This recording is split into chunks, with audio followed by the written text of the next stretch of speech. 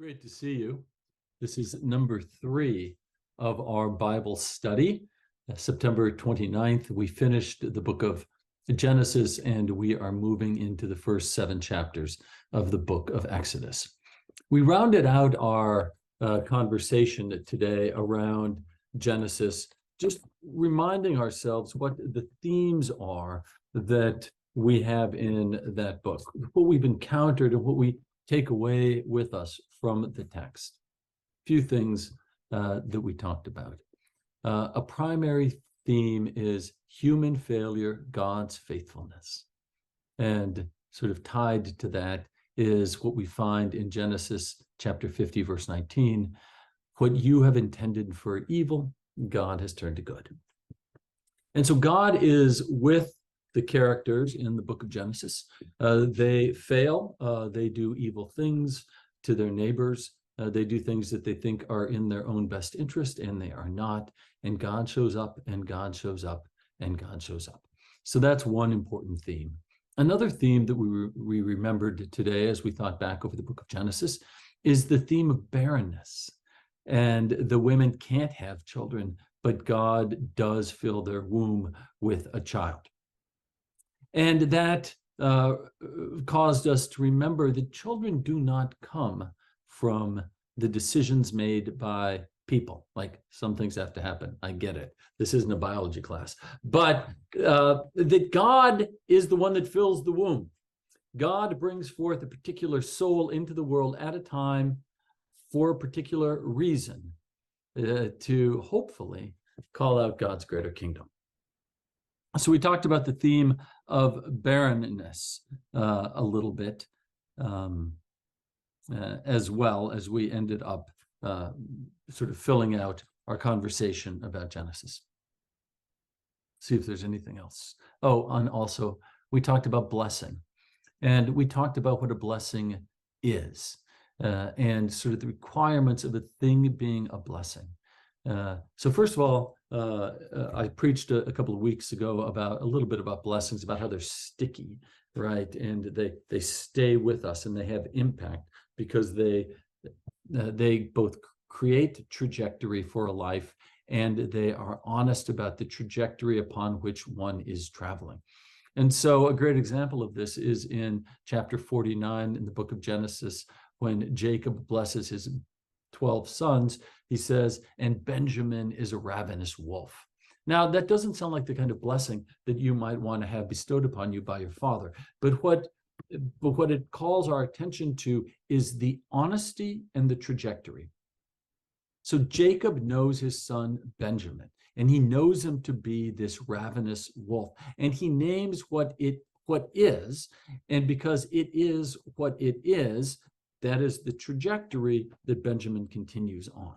And so the blessing is honest, right? To give a blessing, one must know the person, right? And so it's honest, it reflects the trajectory, but also it is a blessing because it says that whatever trajectory you're on, however you are in the world, a ravenous wolf like Benjamin, you're also with God. God is with you, and the blessing acknowledges that reality as well. So those were things we talked about as we finished up with the book of Genesis. Let's move to Exodus. We began today talking about who this guy Moses is. Who is God calling to do a remarkable thing? Well, he's an Israelite to begin with. He is the third child in his family. He is born at a time when the Israelites' firstborn sons were ordered to be put to death. That did not happen. His mom held him secretly. And then when he was a little bit older, they say 3 months, he was put in a rush basket and pushed into the reeds near where the Pharaoh's daughter bathes. She sees the basket. She opens it up. She acknowledges it as a Hebrew child. She takes it in her arms. She says she's going to keep it. Moses' older sister, Miriam, who is there, overhears it, hoping this would happen, says she knows a wet nurse, and boom, Moses is back in his biological mother's arms. But when he gets older, he then is returned to the Pharaoh's daughter, and he grows up in the Pharaoh's household. He is a prince of Egypt. So we know that about him as well. That gives him extraordinary power through no credit to himself. Completely a random God-divined act. He also, it turns out, has a temper, and he is the kind of person that stands up for justice. He is angry that a Hebrew slave is treated poorly, and he kills the perpetrator. So he's a murderer. He runs away. He is a fugitive. He's also an immigrant. He is a refugee that goes to another land, and he arrives at a well. Now, we've seen this theme over and over again in Genesis, where somebody arrives at a well, they meet a young woman, and the young woman connects them to new community.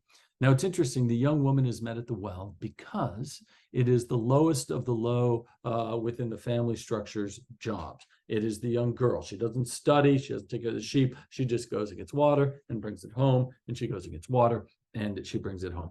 We even have communities in the world today in which young girls have to go get water. Well, anyway, they're also often victimized, and we see the young women around the well that Moses shows up at being bullied. Again, he defends up. That's his nature, chases the bad guys away, draws the water for the young women, and they take him back to meet their father, Jethro. He ends up marrying one of those young women. Her name is Deborah. We'll talk about her next week, actually. So now Moses becomes a father and a husband. We know he's a brother. He's also a stutterer. He's insecure about his ability to speak. And so anyway, so Moses now, that's who he is. He's become a shepherd. He's out in the field. He sees a bush that is burning that isn't consumed. And he meets God, and he begins a relationship with God. And the bush, and from the bush, God says, I am, and I'm asking you to do a thing. I'm asking you to go to talk to the Hebrew people, to take them to a place where they can worship God. That's a very important word, worship, because worship will be the word that sits at one end of the thematic bracket that we are going to explore throughout the book of Exodus. The other end shows up under Pharaoh and his hardened heart. That's where we ended up today, talking about this very controversial tension that we feel when we read in verses like chapter 7, verse 3, where it says, I will, or the Lord hardens Pharaoh's heart. And it's easy to wonder why God would do that. I mean, that's super not fair to Pharaoh, is it? Geez, God hardened his heart. He had nothing to do with it, and God made him bad. God made him do all those bad things, and look at how bad that God is. And God loves the Hebrews and can't stand the Egyptians. And I think that is completely a wrong way of reading it. I'll just flat out say that. Stop. I'll say, so now let me back into why I think that's a goofy reading. First of all, Pharaoh was born into being the oldest son of the Pharaoh. Right? He had nothing to do with that. Pharaoh did not get to where he got because of any skills of his own. He did not put himself into the womb of Pharaoh's wife. There is nothing about the position that Pharaoh found himself in that has anything to do with anything that Pharaoh ever did. It is complete divine providence that he was born in the situation that caused him to be Pharaoh. That's number one. So God put him there. Number two, God gave Pharaoh freedom, right? We examined the word heart. We talk a lot about the heart here at Epiphany. The heart also is the spirit and the will. It is the place that sits at the center of our ontological nature. It is the place that God does not go, where God withdraws God's divine operating preference in favor of human freedom. Now, we can invite God into our heart, but we must invite God by choice or by habitual actions into our heart. It's a decision. So Pharaoh's freedom was given by God, both ontologically, that he has it, and also that God doesn't intervene in Pharaoh's decisions, or any of ours, for that matter. So Pharaoh was given all this power by the providence of his birth. Pharaoh was given a heart, right? That place of freedom by God. And so that's what we have. Now, this is where it gets completely interesting, because that word that sits between the Lord hardened Pharaoh, that word that sits between Pharaoh and the Lord, is an interesting word, because it's a little complicated to translate.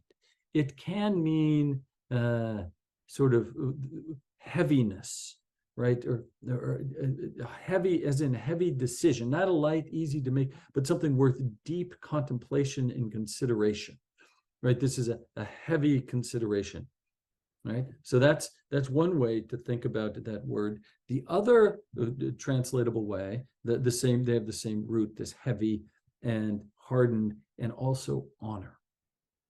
And so that word could also be honor. So the question then is, who does that word belong to? Hardened. Does it belong to Pharaoh? The Lord hardened Pharaoh's heart?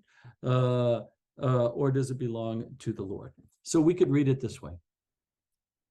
The Lord had a heavy decision for Pharaoh to make. There was a heaviness and contemplation that Pharaoh was wrestling with. Or the Lord honors Pharaoh's heart. So it's either a heavy heart, a heavy-hearted, a hard decision to make internally for Pharaoh, or the Lord honors Pharaoh's heart, right? So it's a funny word, the way it's placed. Is it really God honoring Pharaoh, or is it Pharaoh having a very difficult decision to make? And so it's not clean. It's about, and so one of the themes that it exposes for us, that we're going to follow throughout this book of Exodus, is God honoring, human contemplating, human heavy decision, God letting us make the decision. And that's where we will leave the discussion today. I won't be here next week. We're not doing Bible study next week. Week 4 will start when I get back, which will be 13th, I think, of October. Anyway, I'm glad to be in this reading with you. You can go to Kate and Lisa's Bible study at 11 o'clock on Thursdays. That's 11 o'clock Pacific time. Anyway, peace upon your soul. Thank you for being part of this process.